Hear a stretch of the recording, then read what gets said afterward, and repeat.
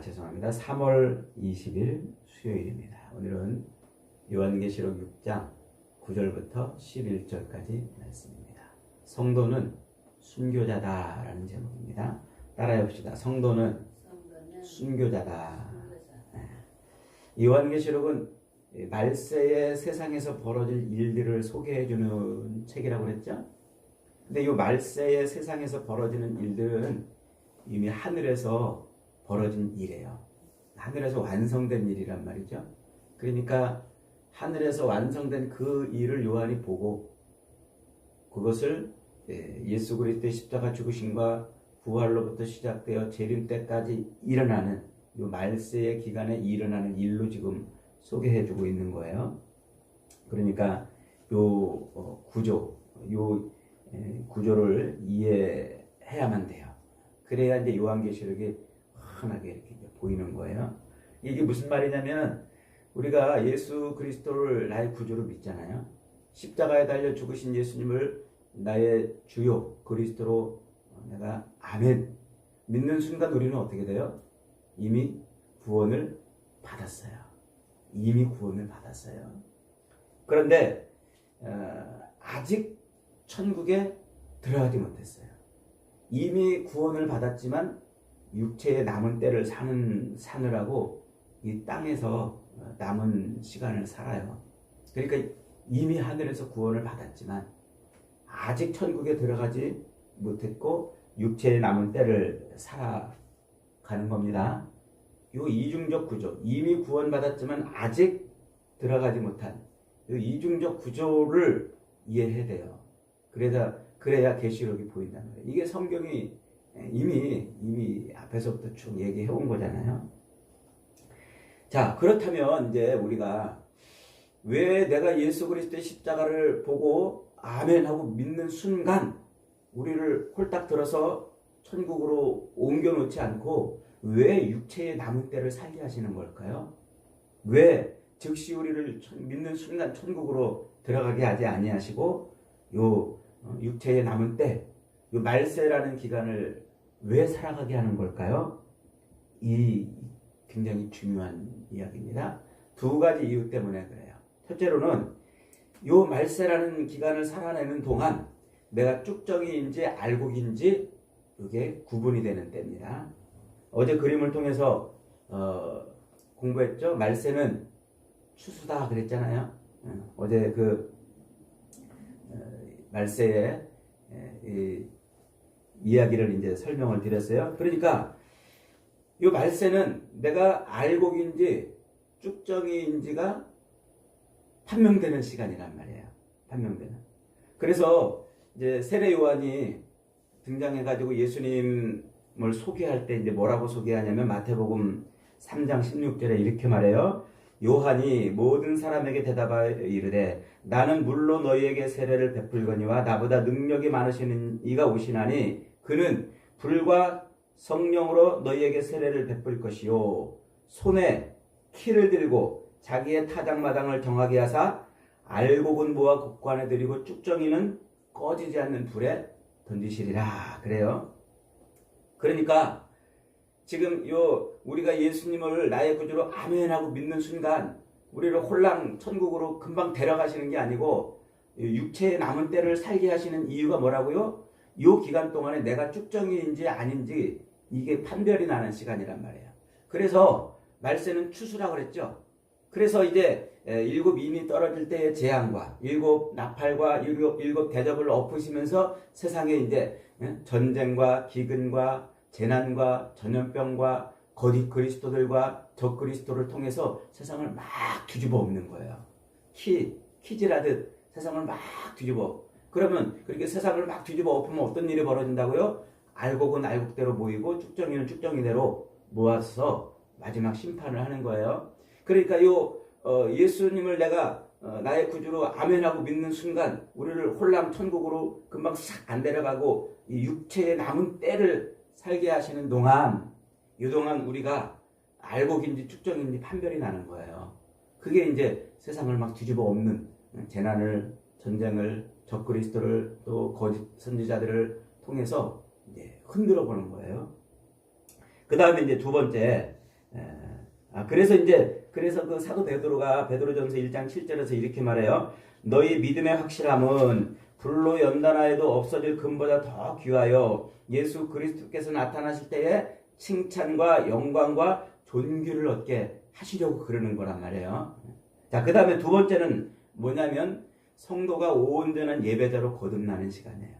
그러니까 첫 번째는 내 믿음이 진짜 믿음인지 아닌지를 판별하는 시간이고, 두 번째는 요 육체의 남은 때가 내가 온전한 예배자로 거듭나는 시간이란 말이에요.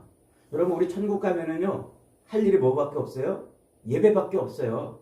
하나님을 예배하는 것밖에 없어요. 그런데 하나님이 누구신지를 모르면 예배가 돼요? 하나님이 나에게 어떤 일을 행하셨는지를 알지 못하면 예배가 돼요? 하나님이 어떤 분이신지, 그분이 나를 위해서 무엇을 하셨는지를 알아야 비로소 그분 앞에 무릎 꿇고 예배할 수 있는 거예요. 그러니까 이 땅에 있는 동안에 우리는 그걸 배우는 거예요. 야, 하나님이 얼마나 위대하신 분이고, 하나님이 얼마나 우리를 구원하시기 위해서 무슨 희생을 치르시고 무슨 대가를 지불하셨는지를, 그거를 이 땅에 있는 동안에 배우는 거예요.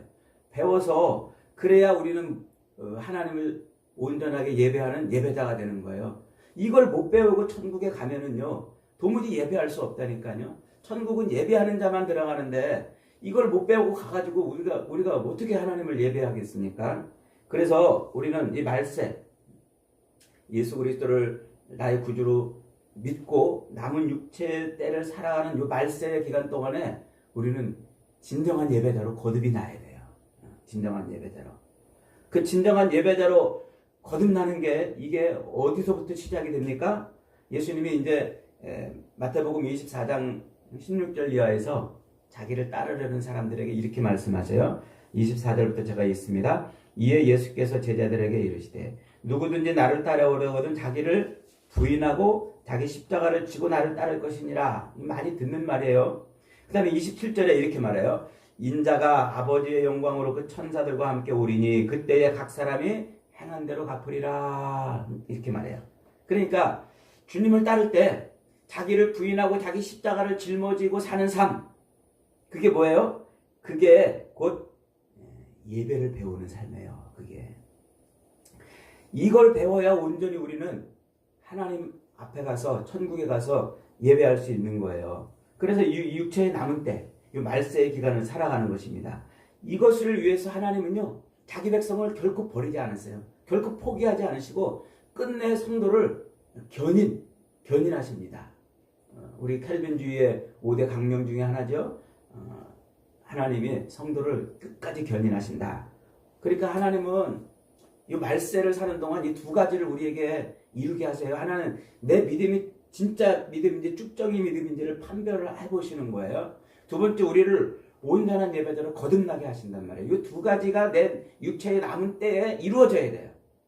그래야 우리는 천국에서 온전한 예배자가 돼요. 이거 절대로 이걸 잊어버리면 안 돼요. 자, 그럼 오늘 이제 다섯째 인을 뗍니다. 9절 다시 한번 읽어보겠습니다. 6장 9절 요한계시록 6장 9절 시작. 내가 봄에 다섯째 인을 떼실 때에 내가 보니 하나님의 말씀과 그들이 가진 증거로 말미암아 죽임을 당한 영혼들이 제단 아래 있어. 이게 갑자기 특이해요. 첫째 인 뗄 때, 둘째 인 뗄 때, 이렇게 말들이 나오고 막 이러더니 다섯째 인을 딱 떼니까 어떤 일이 벌어지냐면, 하나님의 말씀과 그들이 가진 증거로 말미암아 죽은 영혼들이 나타났어요. 죽은 영혼들. 그러니까 그들이 나타나가지고, 하나님, 우리가 이렇게 세상 사람들에게 죽었는데 언제까지 저들을 심판하지 않고 내버려 두실 겁니까? 이렇게 이제 하나님 앞에 기도하는 거예요. 자, 요 하나님의 말씀과 그들이 가진 증거로 말미암아 죽임을 당한 영혼들이 누구일까요? 이들이 누굴까요? 여기 이제 6장부터 16장까지 전체 내용에서 중간에 설명하는 설명장들이 있다고 그랬죠? 그래서 그 어떤 장면을 아주 구체적으로 설명하기 위해서 삽입된 장이 있는데 그 중에 하나가 이제 12장이에요. 12장에 가면은 17절에 이런 말씀이 있어요. 12장 17절에 용이 여자에게 분노하여 돌아가서 그 여자의 남은 자손 곧 하나님의 계명을 지키며 예수의 증거를 가진 자들과 더불어 싸우려고 바다 모래 위에 섰더니, 이 12장은 이제 세상을 전쟁으로 설명하는 그런 장인데, 그래서 이제 전쟁이 크게 네 가지 전쟁이 나와요. 하나는 하늘 전쟁, 또 하나는 땅 전쟁. 이 하늘 전쟁과 땅 전쟁의 결과로 일어나는 게 광야 전쟁이에요. 그리고 마지막 이제 곡과 마곡의 전쟁이 나와요. 요 광야 전쟁, 그 광야 전쟁을 치러내려고 남은 자들이 누구냐면 그들이 곧 하나님의 계명을 지키며 예수의 증거를 가진 자들이에요. 그게 누굽니까? 그게 교회고 그게 성도란 말이에요. 그러니까 하나님의 말씀과 예수의 증거를 가진 자들이 곧 성도란 말이에요. 그 성도가 어떻게 됐다고요? 죽임을 당했다 그래요. 죽임을 당했다는 말은 사륙을 당했다는 말이에요. 피살됐다. 피살이라고 말해야 되나? 하여튼 아주 무참하게 죽임당한 거예요.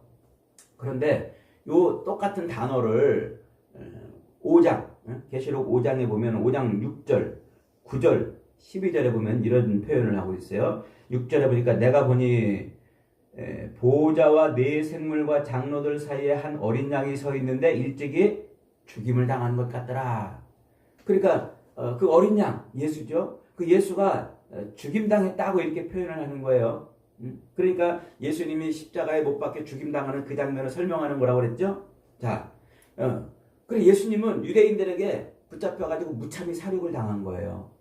그렇게 예수님이 십자가에 못 박혀 죽으시는 장면, 그 무참히 유대인들에게 사륙당하던 바로 그 장면은 무엇 때문에 그렇게 죽으신 거예요? 모든 인류의 죄를 대속하는 대속제물로 죽으신 거잖아요. 그러니까 예수님이 그렇게 인류의 죄를 대속하기 위해서 하나님의 제물이 된 거예요. 그게 어린 양이란 말이에요. 어린 양. 이해가 되시죠? 무슨 말인지? 그 어린 양이 죽었을 때 표현하는 그 죽임당했다는 그 말을 지금 사도 요한은 우리 성도들에게도 똑같이 쓰고 있어요. 성도들도 그렇게 하나님의 말씀과 예수의 증거를 가졌기 때문에 죽임당했단 말이에요. 죽임당했다.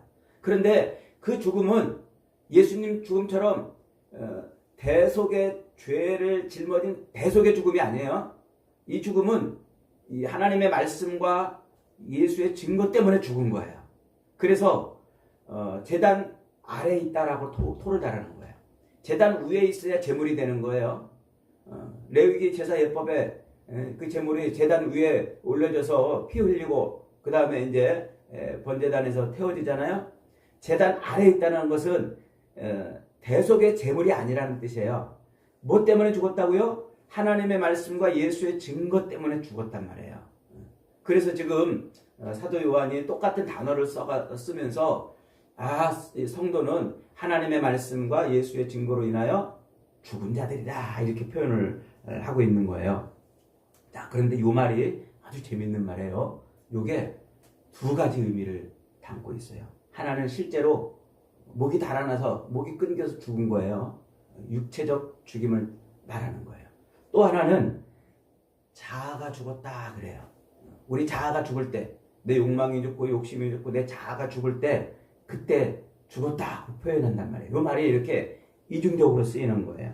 자, 그렇게 죽은 자들 하나님의 말씀과 예수의 증거를 가져서 실제로 육신적으로도 호흡이 끊겨 죽임을 당하기도 했고, 또 하나는 자기 자아가 죽은 이 사람들이 지금 뭐라고 그런다고요? 하나님 앞에서 지금 10절 다시 한번 봅니다. 시작. 큰 소리로 불러 이르되 거룩하고 참되신 대주제여 땅에 있는 자들을 심판하여 우리를 피를 갚아주지 아니하시기를 어느 때까지 하겠습니까? 하나님 왜 우리 피를 안 갚아주십니까? 빨리 심판을 해서 빨리 갚아주세요. 그렇게 기도하는 거예요.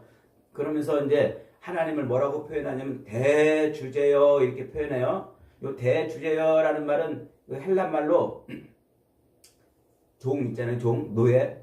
그 종의 모든 삶과 생사 여탈권을 쥐고 있는 주인을 표현할 때 쓰는 말이었어요. 그러니까 그 집안의 그 종은 주인에게 모든 게 달려 있어요. 주인이 야 너 가라 그러면 가고 오라 그러면 오고 그 모든 생사 여탈권이 주인한테 달려 있는 말. 그럴 때 쓰는 표현을 지금 이 사도 요한이 하나님 앞에 성도들이 부르는 말로 쓰고 있어요. 그러니까 무슨 얘기예요? 모든 만물을 통치하시고 생사여탈권을 하나님이 가지고 있다는 말이에요. 그게 대주제어라는 의미예요. 그러니까 하나님이 온 세상에 모든 만물에 생사여탈권을 쥐고 계신 거니까 하나님 빨리 이 만물 저 세상을 빨리 심판해서 그들을 죽여주세요. 그렇게 지금 기도하고 있는 거예요. 그러자 하나님이 두 가지 답을 요한에게 이제 그 성도들에게 주십니다. 하나는 흰 두루마기를 그들에게 입혀주세요. 그러면서 이제 또 하나는 너희처럼 죽임받는 동무들의 수가 차기까지 기다려라. 그들에게 흰 두루마기를 입혀주고 좀 기다려라. 이렇게 지금 말씀하시는 거예요. 자, 흰 두루마기라는 건 뭐예요? 이것은 죄가 씻겼다는 거예요. 그래서 계시록 7장 14절에 보면은 이는 큰 환란에서 나오는 자들인데 어린 양의 피에 그 옷을 씻어 쉬게 되었다. 그러니까 어린 양의 피에 자기 옷을 빠른 자들이란 말이에요. 이게 이제 계시록 19장에 가면은 어린 양의 혼인잔치에 입을 성도들의 구원의 예복이에요. 그러니까 지금 하나님의 말씀과 예수의 증거를 가져가지고 죽은 자들, 그 죽은 자들에게 하나님이 혼인잔치에 입을 예복을 지금 딱 입혀주고 계시는 거예요. 천국의 혼인잔치에 들어가는 거죠, 이제. 자, 그러면서 이제 그들에게 뭐라고 그랬다고요? 다른 동무들이 죽임당할 때까지 기다려라. 지금 그러는 거예요. 다른 동무들이 죽임당할 때까지 기다려라. 자, 그러니까 이제 그 죽임당할 때까지 기다리는 그 장면을 7장에서 뭐라고 표현하냐면요. 이렇게 이제 표현을 하는 거예요. 자, 7장 3절로 4절 한번 보겠습니다.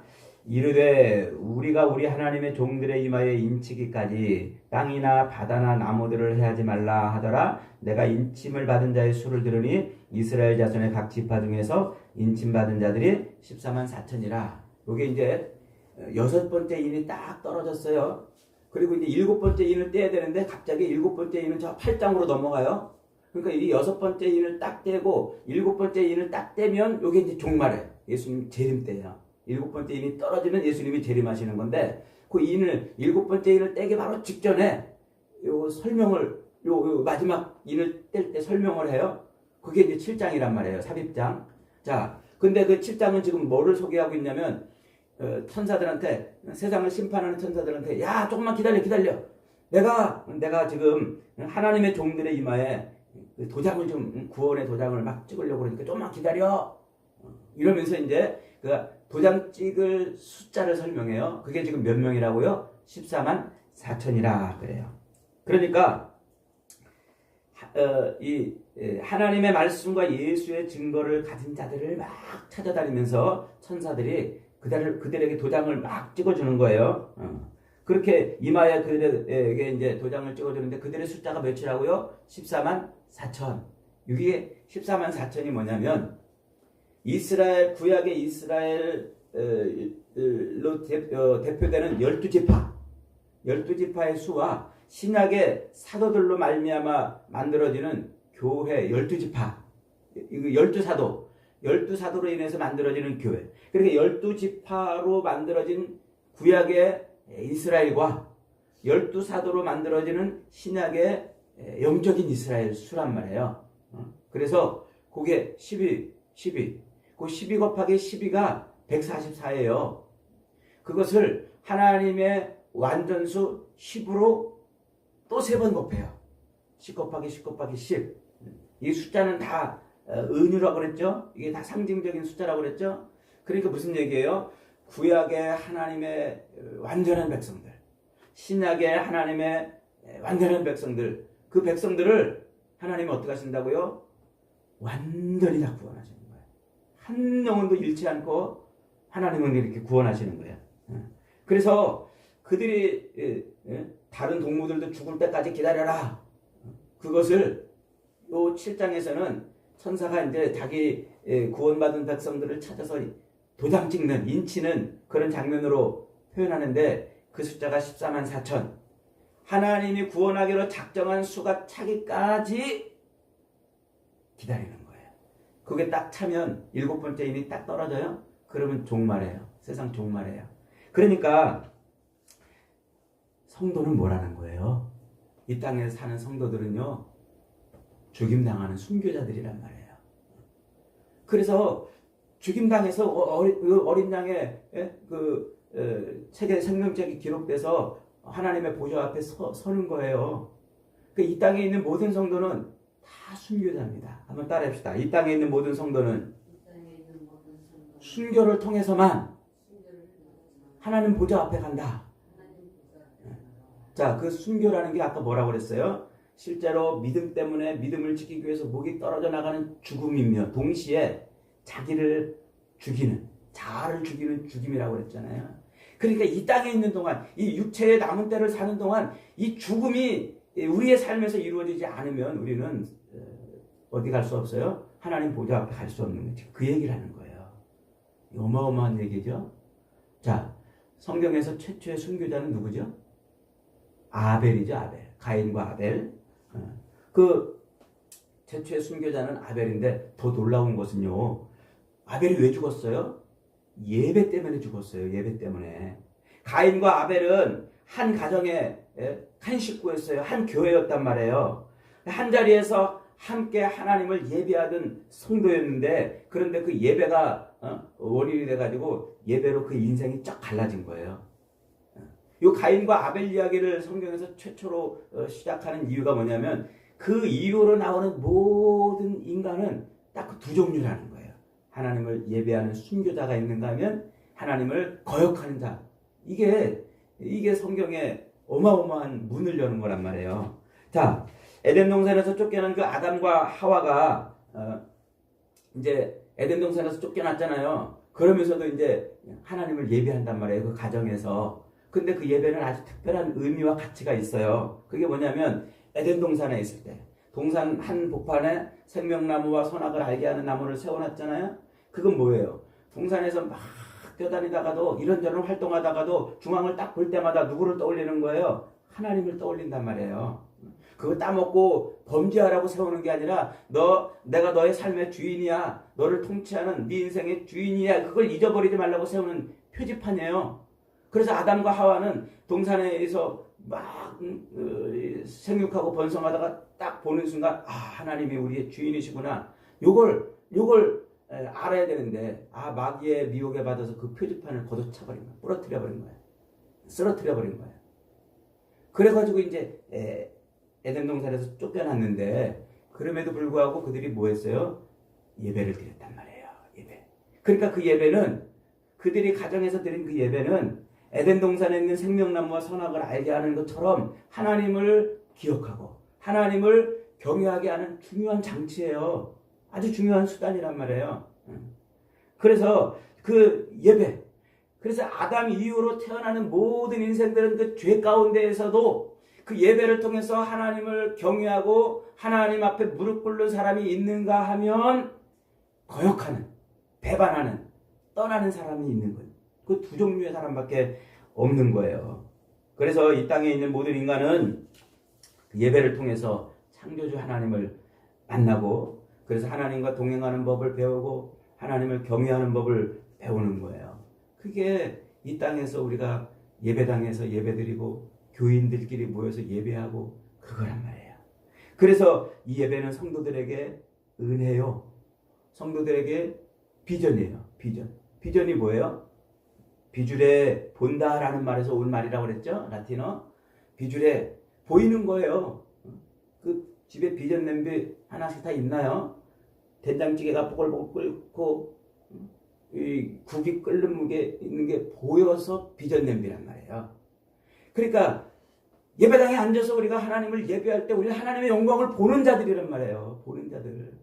이게 안 보이는 사람은 예배를 못해요. 우리는 하나님의 영광이 보이고 하나님의 보좌가 보이고 하나님의 통치의 손이 보이고 우리를 위해서 죽으신 그 어린 양의 모습이 보이기 때문에 여기 앉아서 예배가 가능한 자들인 거예요.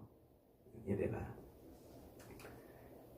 자, 그럼 이제 신약으로 넘어오면 최초의 순교자는 누구예요? 신약으로 넘어오면 최초의 순교자는 예수님이시죠.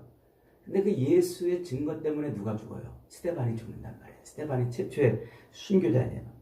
하나님의 말씀과 및 예수의 증거를 인해서 스데반은 장렬하게 순교합니다. 그래서 그렇게 이제 순교 당할 때 막 유대인들이 막 자기에게 막 돌을 던지고 이제 그럴 때 스데반이 뭐라고 외치고 죽어요? 주여 제 영혼을 받아주시옵소서.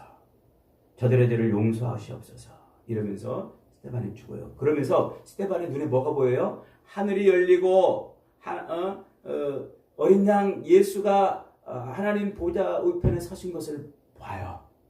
본단 말이에요. 예배 비전을 본 거죠.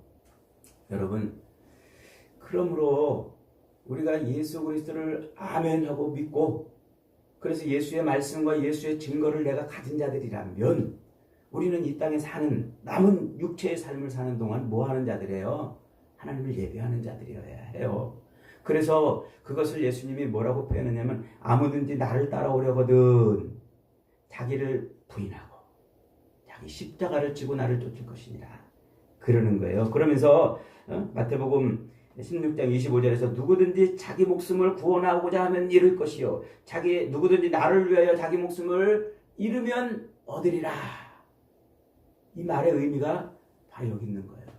내가 이 땅에서 내 욕망을 위해서 나를 살리려고 내 자아를 어떻게 살려보겠다고 사는 자들은 그리스도를 잃어버려요. 그러나 그리스도 때문에 자기를 죽이는 자는 산단 말이에요. 그게 성도란 말이에요. 그게 성도. 그래서 예수님이 일찌감치 이런 말씀을 하셨어요. 마태복음 10장에서 아버지나 어머니를 나보다 더 사랑하는 자는 내게 합당치 않고 아들이나 딸을 나보다 더 사랑하는 자도 내게 합당치 아니하고 또 자기 십자가를 지고 나를 따르지 않는 자도 내게 합당치 않다. 이 말을 하신 거예요. 자기 목숨을 얻는 자는 잃을 것이요 나를 위하여 자기 목숨을 잃는 자는 얻으리라. 그러니까 이 마태복음 10장의 이 말씀하고 마태복음 16장의 이 똑같은 말인데 우리는 10장의 이 말은 다 잊어버리고 자기 십자가를 지고 따르라고 그러니까 내 십자가가 뭔가 이게 그냥 뭐 인생의 짐인가 보다. 그러고서는 어떤 권사님 그러신 분 봤어요.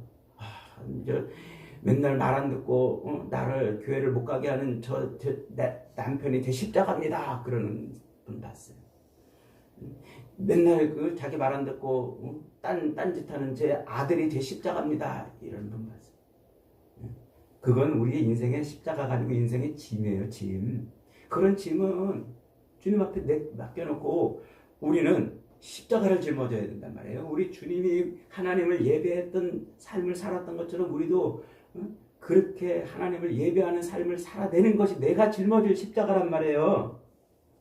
그래서 우리는 그 십자가로 내가 죽어야 돼요. 내가 죽어야 돼요. 이 십자가로 나를 자꾸 죽이는 삶, 이것을 사도 바울은 뭐라고 표현했어요? 로마서 12장 1절에서 그러므로 형제들아 내가 하나님의 모든 자비하심으로 너희를 권하노니 너희 몸을 하나님이 기뻐하는 거룩한 산제물로 드리라. 이는 너희의 드릴 영적 예배니라 그러시는 거예요. 이걸 골로새 교인들한테는 뭐라고 표현했어요? 골로새서 1장 3장 6절에 가면은요. 1절부터 6절에 가면은 그러므로 너희가 그리스도와 함께 다시 살리심을 받았으면 위의 것을 찾아라. 위의 것을. 거기는 그리스도께서 하나님 우편에 앉아 계신다. 위의 것을 생각하고 땅의 것을 생각지 말아라. 이는 너희가 죽었고 너희 생명이 그리스도와 함께 하나님 안에 감추었습니다. 보호받는다는 말이에요. 우리 생명이신 그리스도께서 나타나실 그때에 너희도 그와 함께 영광 중에 나타나리라. 그리스도께서 나타나실 그때에 우리도 영광 중에 나타난단 말이에요. 그러므로 땅에 있는 지체를 죽이라. 곧 음란과 부정과 사욕과 악한 정욕과 탐심이니 탐심은 우상숭배니라. 이런 것들로 말미암아 하나님의 진노가 임하느니라. 여러분, 이 땅에서 자기를 죽이는 게 뭐라고요? 그게 신앙생활이란 말이에요. 그게 하나님의 말씀과 예수의 증거를 가진 삶이고 그게 자기를 부인하고 십자가를 지고 주님을 따르는 삶이란 말이에요. 이게. 그래서 자기를 부인하고 자기 십자가를 지고 따르는 이 자기를 죽이는 일, 이 순교의 삶을 살지 않으면 천국에 갈 수 없어요. 생각해 보세요. 여러분 공산당에 왔어. 공산당에 와가지고 너 예수 믿을래 안 믿을래? 예수 부인할래 안 부인할래? 나 안 부인하겠습니다. 그러면 죽잖아요. 육체적으로 죽잖아요. 그러면 당연히 예수를 부인 안 했으니까 당연히 어떻게 돼요? 하나님 보좌에 가는 거예요. 근데 이 땅에 사는 동안 세상에 있는 유혹과 미혹, 이런 이 음란과 부정과 사욕과 악한 정욕과 이 탐심에 끌려가서 산다면 그게 뭐라고요? 그게 우상숭배란 말이에요. 자기를 부인하고 자기 십자가를 지지 못하는 그 삶을 사는 자들은 결코 하나님 앞에 갈 수 없단 말이에요. 이걸 너무 중요한 얘기잖아요, 이게. 여러분, 예수 믿는다는 것은 나를 죽이는 것인 줄 믿으시기 바랍니다. 예수 믿는 것은 내가 실제적으로 육체의 호흡이 끊어지는 이 육신의 죽음을 당하는 순교도 있지만 끊임없이 내 안에서 솟아오르는 이 욕망과 욕심을 죽이는 자아를 죽이는 순교가 내 삶에서 이루어져야 돼요. 이게 남은 육체의 남은 삶을 사는 동안 이루어져야, 그래야 비로소 보좌 앞에 간단 말이에요. 우리가 예수를 믿으면은 우리를 홀랑 천국으로 탁 안 들여보내시고 이게 지금 네가 진짜냐 가짜냐를 이걸로 판별해 보시는 거예요. 판별해. 하나님은 말세에 어중이 떠중이를 찾으시는 게 아니에요. 하나님의 말씀과 예수의 증거를 인하여 자기를 죽이는 사람을 찾아요.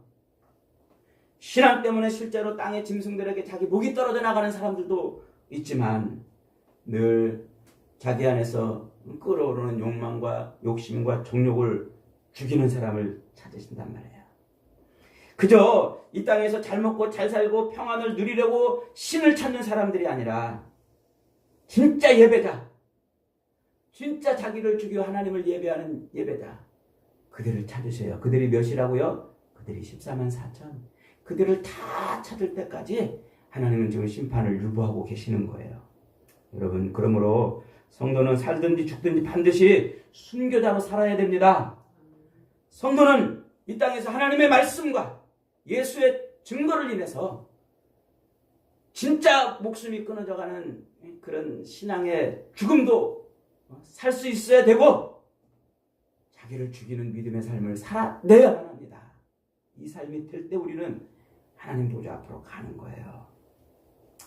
여러분, 순교자로 우리가 살 수 있다는 것은 하나님의 영광을 봤다는 거 아닙니까? 안 본 사람이 어떻게 순교자로 살겠습니까? 스데반이 죽으면서 하늘이 열리고 인자가 하나님의 우편에 서신 것을 보노라 한 것처럼 예수 그리스도를 믿는 자들은 바로 이 비전이 보이는 거예요. 그래서 사도 요한이, 하나님이 사도 요한에게 이 하늘의 영광을 미리 보여주고 그걸 지금 요한계시록에 기록을 해놓은 거예요. 이 요한계시록을 읽으면서 우리는 그게 보여야 돼요. 이 계시록을 읽으면서 그게 안 보이는 사람은 성령이 지배하는 사람이 아니고 눈이 안 떠진 사람이에요. 그러니까 예수를 믿는다고 말하면서도 눈이 안 떠지니까 늘 하늘의 것이 안 보이니까 땅의 것에만 집착하는 거예요. 땅의 것, 무엇을 먹을까 마실까 입을까 때문에 늘 전전긍긍하고 늘 자기 욕망과 정욕을 채우는 그런 일에 늘 자기 삶을 드리는 거예요. 그런 자들은 심판밖에 없어요. 심판밖에. 말세의 사탄은요, 바다 짐승, 땅 짐승들을 동원해서 그렇게 막 우리를 미혹하고 유혹하고 때로는 핍박을 합니다. 십자가의 길에서 떠나도록 우리를 흔들어대고 하나님의 말씀과 예수의 증거를 버리도록 그렇게 우리를 막 자꾸 뒤집어 엎어요. 이 땅에서 잘 먹고 잘 사는 것에 집중하게 하고 그저 이 땅에서 평안하고 행복해지고 높아지고 많이 가지는 것이, 그것이 신앙생활 잘하는 것인 줄 알고 살으라고 우리를 그렇게 혼란하게 만들어요. 그러나 성도는 죽어야 돼요. 자꾸 자기 욕망을 죽이고 육체를 죽여야 돼요. 이 죽음을 이뤄낼 때 비로소 우리는 그때 하나님 보좌에 가는 거예요.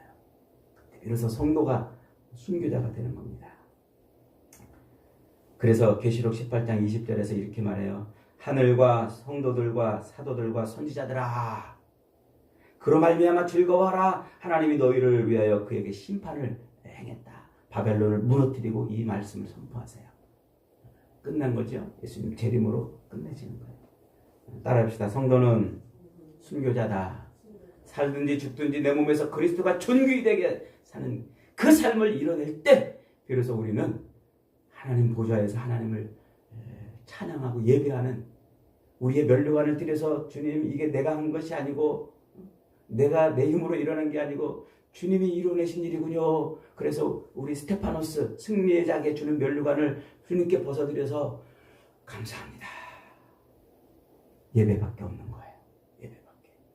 저와 여러분이 이 육체의 남은 때, 이 남은 때를 정말 하나님의 말씀과 예수의 증거를 가지고 그렇게 자기를 죽이는 순교의 삶을 끝까지 잘 살아내서 하나님 보좌에서 온전한 예배자로 서시는 날이 오기를 주님의 이름으로 축복합니다.